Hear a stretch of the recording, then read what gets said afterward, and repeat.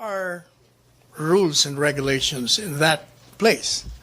So everyone is expected, whether foreigner or Filipinos alike, tourists, whatever, they have to follow rules, and that obviously is a violation.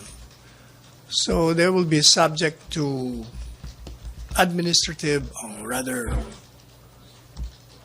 suits. So we would advise them to, if they're here in the Philippines, they have to follow the rules. Did the president learn about the incident, sir?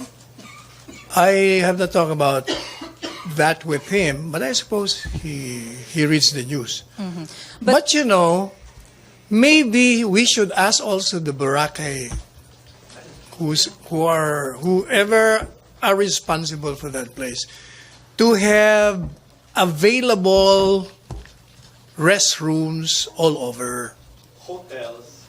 No, kasi nasa beach house yun eh. Kasi I also noticed parang pag gusto mong mag-relieve yourself, parang wala ka rin punta kung nandun ka sa beach.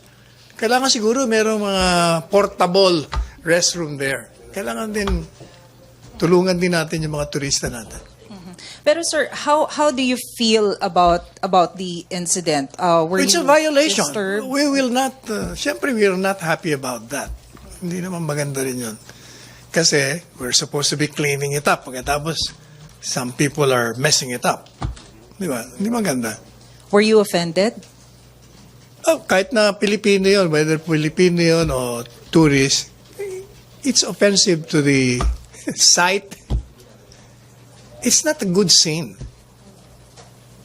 Sir, para lang ma-elaborate, when you say administrative action against those Chinese tourists, what do you mean by that? What particular sanction yung No, pwede if nilang there is, harapin? for instance, an ordinance prohibiting those kind of actions, then they will be sanctioned by the local authorities. Eh, kung may ordinance na ganun, baka i-demanda sila o baka may fine pa.